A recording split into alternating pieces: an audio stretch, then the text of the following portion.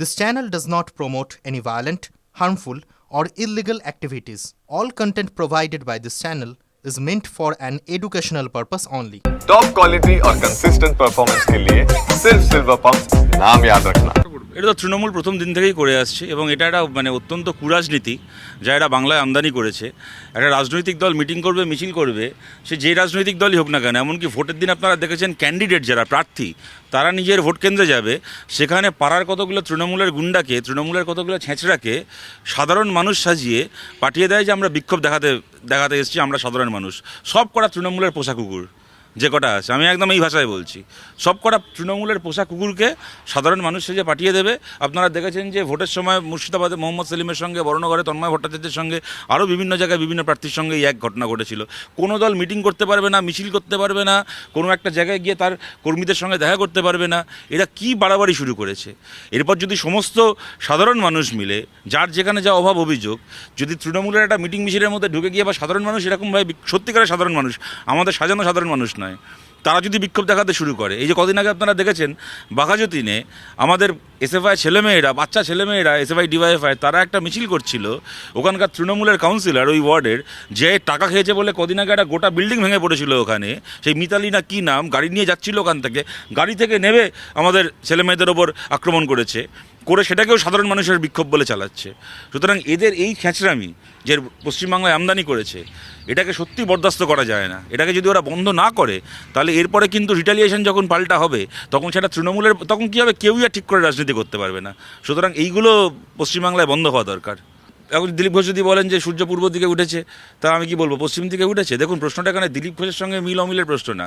দিলীপ ঘোষের পার্টি যে রাজ্যে সরকার চালায়, ত্রিপুরাতে, আমি আমার অভিজ্ঞতা বলছি, আমি ত্রিপুরাতে বিরাট পরিচিত কেউ নই, খুব বিখ্যাত কেউ নই, ওখানকার মানুষও বাঙালি হওয়ার সুবাদে হয়তো কেউ নাম জানেন, একটু আধটু চেনেন।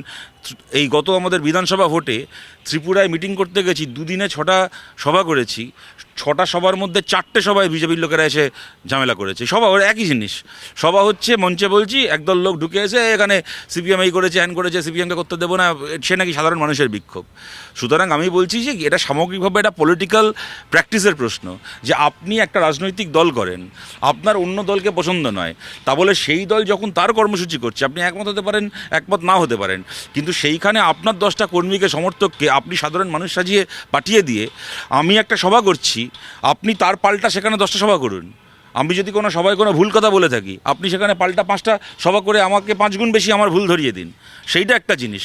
কিন্তু একটা দল যখন মিটিং করছে, সেখানে কিছু লোককে ঢুকিয়ে দিয়ে সাধারণ মানুষ বলে তার মিটিংটাকে, তার মিছিলটাকে আটকে দেওয়া, এইটা কি বরদাস্ত করা যায় নাকি কখনো? একটা আপনারা চিন্তা করতে পারেন, ভোট হচ্ছে, একটা ভোট কেন্দ্রে একজন প্রার্থী ঢুকবে না, সেখানে গিয়ে জিজ্ঞাসা করছে আপনাকে এতদিন দেখিনি কেন?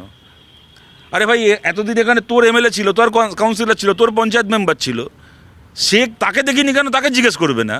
অন্য দলের প্রার্থী হয়েছে, সে সেখানে দায়িত্ব পেলে সেখানে সে মানুষের জন্য কাজ করবে বলে সে প্রার্থী হয়েছে, সে জিততে পারলো না ভোটে, ভোট কেন্দ্রে তাকে জিজ্ঞেস করছে যে আপনি কে, করতে গিয়ে এসছেন, সেও নাকি সাধারণ মানুষ। তৃণমূলের ক্যাম্প অফিস থেকে উঠে এসে এই সমস্ত হুজ্জুতি করে বলে আমরা সাধারণ মানুষ বিক্ষোভ দেখাচ্ছি। এই ছেঁচড়ামি কি বরদাস্ত করা যায় নাকি? এটাকে তদন্ত করে দেখা দরকার। অধীর চৌধুরী আমাদের দেশের মন্ত্রী ছিলেন, আমাদের রাজ্যের অত্যন্ত গুরুত্বপূর্ণ একজন নেতা। যদি এরকম কোনো তথ্য এসে থাকে, কি এরকম যদি কোনো অভিযোগ উঠে থাকে, অত্যন্ত আশঙ্কাজনক বিষয়, এটা অত্যন্ত দুশ্চিন্তার বিষয়। এবং এটা অধীর চৌধুরী বলে আমি বলছি না। একই ঘটনা যদি কালকে মমতা বন্দ্যোপাধ্যায়, অভিষেক বন্দ্যোপাধ্যায় সম্পর্কে শোনা যায়, যদি কালকে এটা দিলীপ ঘোষ কি শুভেন্দু অধিকারী, রাহুল সিনহা সম্পর্কে শোনা যায়, একই কথা আমরা বলবো। এটা যদি হয়ে থাকে তাহলে অত্যন্ত দুশ্চিন্তার বিষয়। একে কোনোভাবে কোনো রাজনৈতিক কারণে বরদাস্ত করা যায় না, বা এটাকে আশা করছি সরকার এটাকে প্রশ্রয় দেবে না, তাদের রাজধর্ম তারা এখানে পালন করবে। আপনার মনে থাকবে, আমরা তখন খুব ছোটো, একটা সিনেমা ছিল আন্দাজ আপনা আপনা, ওখানে সলমান খানের একটা ডায়লগ ছিল, কোনো মানুষকে গালাগাল দেওয়ার থাকলে প্রথমেই বলে দিত আপ তো পুরুষই নেই হো। তারপরে সে যখন রেগে মেগে তাকাতো, তখন ওর পজ নিয়ে বলতো আপ তো মহাপুরুষ। ও বেসিক্যালি আপ তো পুরুষই নেই হওয়াটা প্রথমে বলতো তাকে গালাগাল দেওয়ার জন্য, আর পরে মহাপুরুষটা বলতো তাকে ব্যালেন্স করার জন্য, সামলানোর জন্য। সেরকম এরা করেছে তৃণমূলের এই ছেলেরা। প্রথমে মমতা বন্দ্যোপাধ্যায়কে বলে দিয়েছে যে আপনি তো অধিনায়ক নন আর আমাদের দলের, আপনি এখন রিটায়ার করে গেছেন, এখন আমাদের নতুন ক্যাপ্টেন পেয়ে গেছি, আপনি অধিনায়ক নন। তারপরে যেই মমতা ব্যানার্জি রেগে মেগে ডাকিয়েছে, তখন সলমান খানের স্টাইলে বলেছে আপনি অধিনায়ক নন, আপনি সর্বাধিনায়িকা, ওই আপ তো মহাপুরুষ, ওরকম আপনি সর্বাধিনায়িকা। প্রথম কথাটা হচ্ছে মনের কথা, আর পরের কথাটা হচ্ছে সামলানো, রাগ সামলানো, ব্যালেন্স করা। এগুলো সলমান খানের সিনেমা থেকে শিখেছে এগুলো ওরা।